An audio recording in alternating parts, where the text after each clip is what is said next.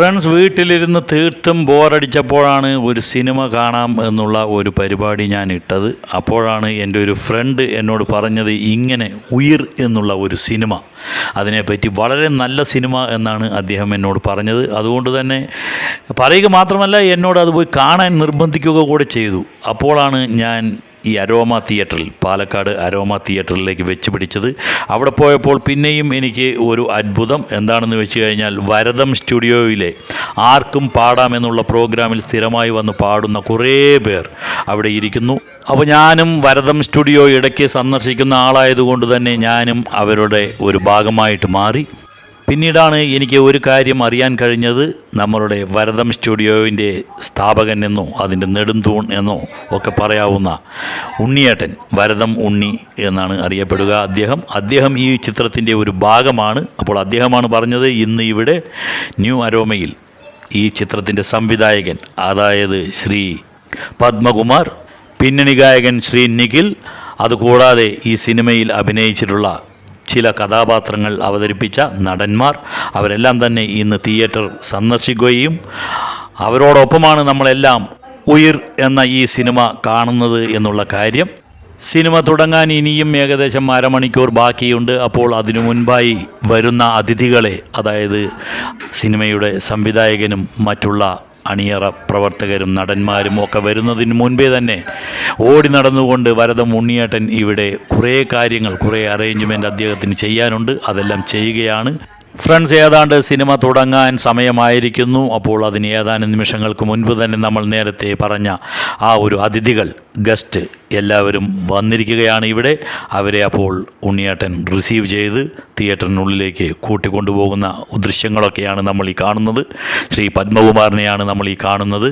ശ്രീ പത്മകുമാർ എന്ന ഡയറക്ടറെ കുറിച്ച് പറയുകയാണെങ്കിൽ 2003 അദ്ദേഹത്തിൻ്റെ ആദ്യത്തെ സിനിമ അമ്മ കിളിക്കൂട് എന്നുള്ള ആ ഒരു സിനിമ ആദ്യമായി സംവിധാനം ചെയ്യുന്നത്. അതിനുശേഷം ജോസഫ്, മാമാങ്കം, ഷിക്കാർ, വാസ്തവം എന്നിങ്ങനെ ഒരുപാട് സിനിമകൾ അദ്ദേഹം അതിനുശേഷം സംവിധാനം നിർവഹിക്കുകയുണ്ടായി. ഫ്രണ്ട്സ്, ഇനിയും 5-10 മിനിറ്റുകൾ കൂടിയാണ് ബാക്കിയുള്ളത്. അപ്പോഴേക്കും തിയേറ്ററിൻ്റെ ആ ഒരു പരിസരം മുഴുവൻ നല്ല തിരക്കായി തുടങ്ങി. നമ്മുടെ പാലക്കാടിൻ്റെ സ്വന്തം ഷാജു പാലക്കാടും കൂടെ എത്തിയിരിക്കുന്നു. അദ്ദേഹവും ഈ സിനിമയിൽ ഒരു പ്രധാന കഥാപാത്രം ചെയ്യുന്നുണ്ട്.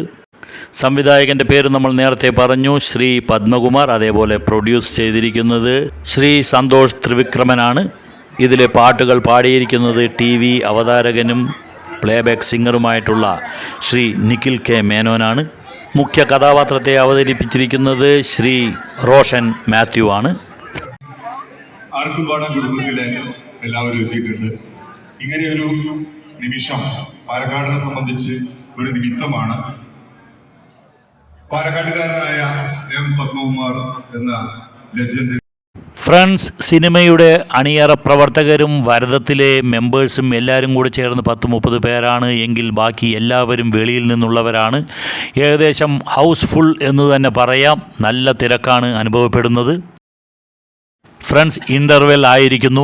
സിനിമയെക്കുറിച്ച് ഇൻ്റർവെൽ വരെ പറയുകയാണെങ്കിൽ ആദ്യത്തെ ഒരു 5-6 മിനിറ്റ്, ഇല്ലെങ്കിൽ ഒരു മാക്സിമം 10 മിനിറ്റ് നമുക്ക് ചെറിയൊരു ലാഗായിട്ട് തോന്നി, കുറച്ചൊന്ന് ഇഴയുന്ന മാതിരി തോന്നി. പക്ഷേ അതിനുശേഷം നമ്മളെ ഇൻ്റർവെൽ വരെ ഇതുവരെയും മുൾമുനയിൽ തന്നെയാണ് നിർത്തിയിരിക്കുന്നത് സിനിമ.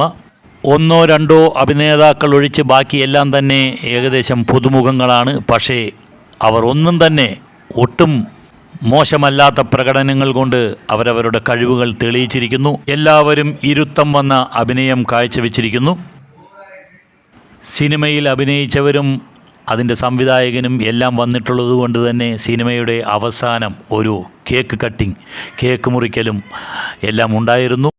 അതേപോലെ തന്നെയാണ് ശ്രീ നിഖിൽ കെ മേനോൻ ആ സിനിമയിലെ ഒരു പാട്ട് നമ്മൾക്ക് വേണ്ടി, ഇല്ലെങ്കിൽ അവിടെ ഉണ്ടായിരുന്ന കാണികൾക്ക് വേണ്ടി പാടിത്തരികയും ചെയ്തു. സംവിധായകനായ ശ്രീ പത്മകുമാറും സിനിമയെപ്പറ്റി സംസാരിക്കുകയുണ്ടായി. 2.5 വർഷം എടുത്ത് ഉണ്ടാക്കിയ ഒരു സിനിമ. അപ്പോൾ സിനിമ അവസാനിച്ചിരിക്കുകയാണ്. നമ്മൾ അതിൻ്റെ ഇടവേള, അതുവരെയാണ് കാര്യങ്ങൾ പറഞ്ഞത്. ഇടവേളയ്ക്ക് നമ്മൾ വെളിയിലേക്ക് പോകുമ്പോഴും നമ്മളുടെ മനസ്സിൽ ഇനി എന്താണ് നടക്കാൻ പോകുന്നത് എന്നുള്ള ഒരു ചോദ്യചിഹ്നമാണ് ഉണ്ടായിരുന്നത്. അങ്ങനെ ഓരോ നിമിഷവും ഇനി അടുത്ത സീൻ എന്താണ്, അടുത്തത് എന്താണ് നടക്കാൻ പോകുന്നത് എന്നറിയാതെ നമ്മളെ തീർത്തും ഉദ്യോഗഭരിതരാക്കിക്കൊണ്ടുള്ള ഒരു ത്രില്ലർ എന്ന് തന്നെ പറയാം. നല്ലൊരു കഥ, അതിൻ്റെ നല്ലൊരു സ്ക്രിപ്റ്റ്, അതിനെ നല്ല ഒരു സംവിധാന പാടവത്തിലൂടെ അഭ്രപാളികളിലേക്ക് എത്തിച്ചിരിക്കുന്നു ശ്രീ പത്മകുമാർ. അതിനോടൊപ്പം തന്നെ അതിൽ അഭിനയിച്ചിട്ടുള്ളവരെല്ലാം തന്നെ ആ സംവിധായകന് എന്താണ് വേണ്ടത് ആ ചിത്രത്തിലേക്ക്, അതിനാവശ്യമായിട്ടുള്ള സംഭവങ്ങൾ നൽകി അവരും അവരുടേതായിട്ടുള്ള കടമകൾ നിർവഹിച്ചിരിക്കുന്നു. മൊത്തത്തിൽ ഒരു ടീം വർക്ക്, നല്ലൊരു സിനിമ, എല്ലാവരും കുടുംബസമേതം തന്നെ പോയി കാണാവുന്ന നല്ലൊരു സിനിമ. ഒരുപാട് ട്വിസ്റ്റുകൾ, അതിനുശേഷം നല്ലൊരു എൻഡിങ്, കുറച്ചെല്ലാം നമ്മളുടെ കണ്ണിനെ അവസാന നിമിഷങ്ങളിൽ ഈറനണിയിക്കുന്നു എന്നുള്ള ഒരു പ്രത്യേകത കൂടെ ഈ സിനിമയ്ക്ക് ഉണ്ട്.